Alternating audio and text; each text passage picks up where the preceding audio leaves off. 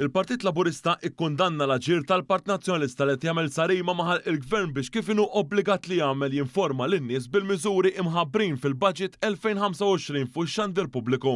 Dan intqal f'konferenza l-aħbarijiet tal-Partit Laburista indirizzata mill-membri parlamentari Ewropej Elix Ġussaliba u Daniel Attard dwar kif il-Partit Nazzjonalista bl-azzjonijiet tiegħu fil-qorti irid jitfal il-ħaddiema tax-xandir nazzjonali il-ħabs. Id-deputat mexxej Laburista Ġussaliba qal il-Part Nazzjonalista rikorra għal proċeduri legali fil-konfront tax-xandir pubbliku biex iwaffqu milli xandar klips informattivi dwar il-miżuri tal-Budget 2025 bit-tema pajjiż ta' kwalità.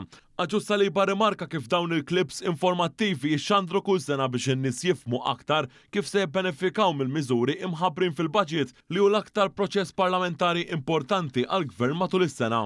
Allura hemmhekk wieħed jara il-paniku illi ħakem lill-oppożizzjoni meta raw illi għal darb'oħra dan il-Gvern mexxa l quddiem budget b'saħħtu, budget soċjali, budget illi qiegħed jindirizza wkoll numru ta' sfidi illi għandna bħala pajjiż. L-Europarlamentari Daniel Attard ta' rendi kont ta' għatta miżuri li bihom il-poplu se jtejjeb il-kwalità tal-ħajja tiegħu fosthom bit-tnaqqis tat-taxxi, iż-żieda fil-pensjonijiet u s-sussidji fuq il-kontijiet tad-dawl u l-fuels. Għal il-Part Nazzjonalista flok joħroġ bi kritika kostruttiva dwar il-miżuri tal-budget qed jipprova jastakola il-ħidma tal-Gvern u juża l-istituzzjonijiet biex il-poplu ma jkunx informat biżżejjed dwar kif il-Gvern se jwieżen lill-familji, lill-pensjonanti u lin-negozji. U l-oppożizzjoni minflok toħroġ bis-soluzzjonijiet jew bil-kritika kostruttiva tirrikorri għall-istituzzjonijiet biex tiċċensura il-ħidma tal-Gvern.